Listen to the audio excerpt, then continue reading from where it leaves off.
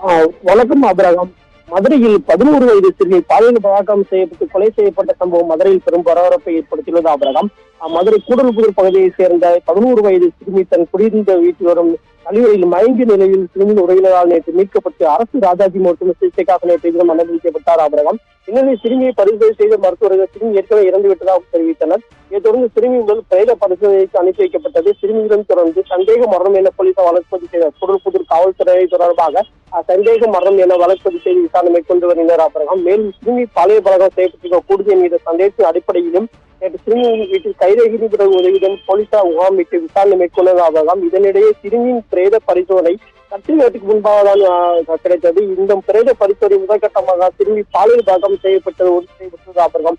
இந்த நிலையில் சிறுமி பாலியல் பலாத்காரம் செய்யப்பட்ட பிரேத பரிசோதனை உறுதி செய்யப்பட்ட அடிப்படையில் தற்போது சந்தேக மரணம் என்பது வழக்கு பதிவு செய்யப்பட்டதை போக்சோ மற்றும் கொலை வழக்காகவும் மாற்றப்பட்டு இதில் விசாரணை தீவிரப்படுத்தப்பட்டதாக தற்போது காவல்துறை ஆணையர் லோகநாதன் தெரிவித்துள்ளார் அபிரகாம். தொடர்ந்து மதுரையில் ஏனென்றால் மதுரையில் அதிகம் வசிக்கக்கூடிய இந்த கூடல்புதூர் பகுதியில் ஒரு சிறுமி 11 வயது சிறுமி பாலியல் பலாத்காரம் செய்யப்பட்ட கொலை செய்யப்பட்ட சம்பவம் பெரும் பரபரப்பை ஏற்படுத்தியுள்ளது அபிரகாம்.